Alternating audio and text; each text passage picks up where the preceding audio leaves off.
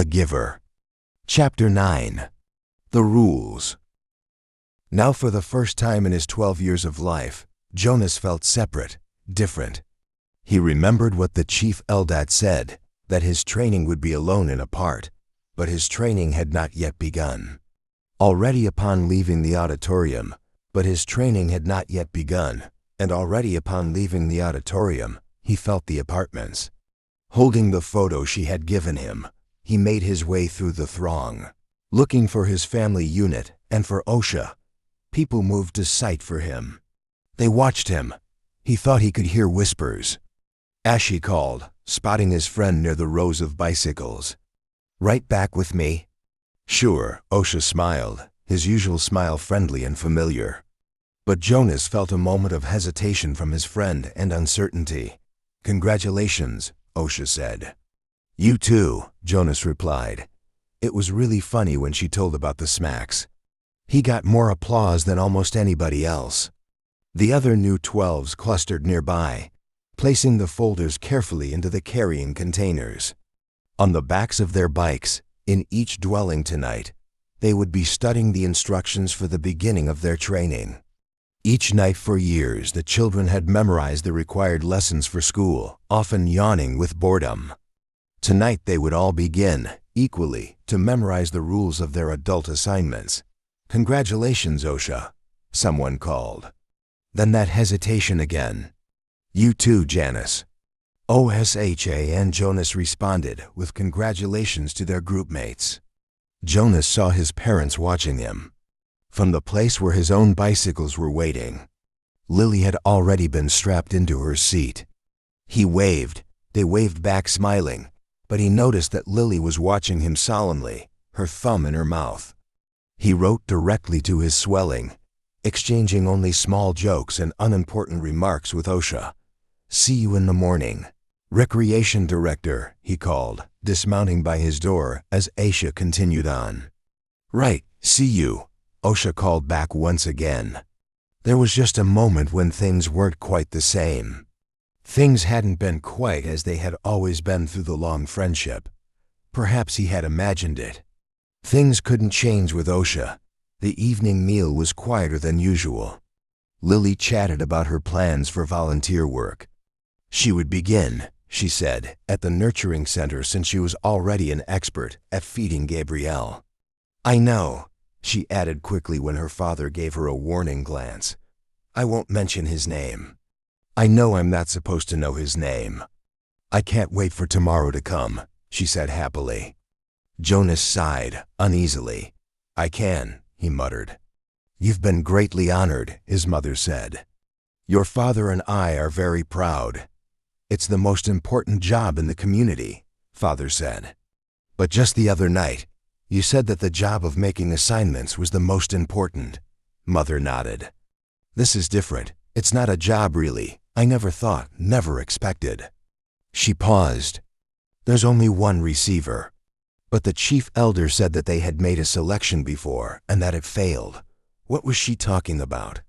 Both of his parents hesitated. Finally, his father described the previous selection. "It was very much as it was today, Jonas. The same suspense as 1 to 11 had been passed over when the assignments were given. Then the announcement when they singled out the one." "What was his name?" Jonas interrupted. His mother replied, "Her, not his. It was a female. But we are never to speak the name or to use it again for a new child." Jonas was shocked. A name designated not to be spoken indicated the highest degree of disgrace. What happened to her? He asked nervously, but his parents looked blank. "We don't know," his father said uncomfortably. "We never saw her again." A silence fell over the room. They looked at each other. Finally his mother, rising from the table, said, "You've been greatly honored, Jonas, greatly honored." Alone in his sleeping room, prepared for bed, Jonas opened his folder at last. Some of the other 12s, he had noticed, had been given folders thick with printed pages. He imagined Benjamin, the scientific male in his group, beginning to read pages of rules and instructions with relish. He pictured Fiona smiling, her gentle smile as she bent over the lists of duties and methods that she would be required to learn in the days to come. But his own folder was startlingly close to empty. Inside, there was only a single printed sheet. He read it twice. Jonas, receiver of memory. 1.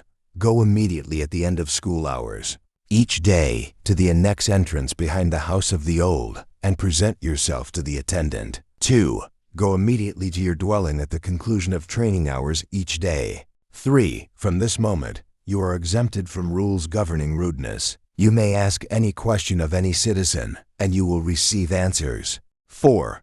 Do not discuss your training with any other member of the community, including parents and elders. 5. From this moment, you are prohibited from dream-telling. 6. Except for illness or injury unrelated to your training, do not apply for any medication. 7. You are not permitted to apply for release. You may lie. Jonas was stunned. What would happen to his friendships? His mindless hours playing ball or riding bikes along the river, those had been happy and vital times for him. Were they to be completely taken from him now? The simple logistic instructions, where to go and when, were expected. Every 12 had to be told, of course, where and how and when to report for training. But he was a little dismayed that his schedule left no time, apparently, for recreation. The exemption from rudeness startled him. Reading it again, however, he realized that it didn't compel him to be rude. It simply allowed him the option. He was quite certain he would never take advantage of it. He was so thoroughly accustomed to courtesy within the community that the thought of asking another citizen an intimate question or calling someone's attention to an area of awkwardness was unnerving. The prohibition of dream-telling, he thought, would not be a real problem. He dreamed so rarely that the dream-telling didn't come easily to him anyway, and he was glad to be excused from it. He wondered briefly, though, how to deal with it at the morning meal. What if he did dream? Should he simply tell his family unit, as he did so often anyway, that he hadn't? That would be a lie. Still, the final rule said. Well, he wasn't quite ready to think about the final rule on the page. The restriction of medication unnerved him. Medication was always available to citizens, even to children, through their parents. When he had crushed his finger in the door, he had quickly gasping into the speaker, notified his mother. She had hastily requisitioned relief of pain medication, which had probably been delivered to his dwelling almost instantly. The excruciating pain in his hand had diminished to the throb, which was now all he could recall of the experience. Rereading Rule No. 6, he realized that a crossed finger fell into the category of unrelated to training. So, if it never happened again, and he was quite certain it wouldn't, he had been very careful near heavy doors since the accident. He could still receive medication.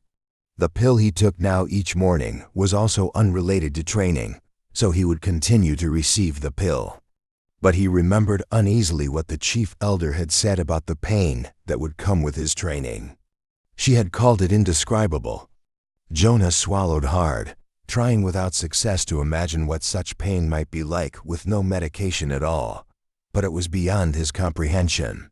He felt no reaction to Rule No. 7 at all. It had never occurred to him that under any circumstances ever, he might apply for release. Finally, he stilled himself to read the final rule again. He had been trained since earliest childhood, since his earliest learning of language, never to lie. It was an integral part of the learning of precise speech. Once, when he had been a fool, he had said just prior to the midday meal at school, "I'm starving." Immediately, he had been taken aside for a brief private lesson in language precision. He was not starving, it was pointed out, he was hungry. No one in the community was starving, had ever been starving, would ever be starving. To say starving was to speak a lie, an unintentional lie, of course. But the reason for precision of language was to ensure that unintentional lies were never uttered. Did he understand that? They asked him, and he had. He had never within his memory been tempted to lie. Moshe did not lie. Lily did not lie. His parents did not lie. No one did. Unless now. Jonas had a thought that he had never had before. This new thought was frightening. What if others, adults, had upon becoming 12s, received in their instructions the same terrifying sentence?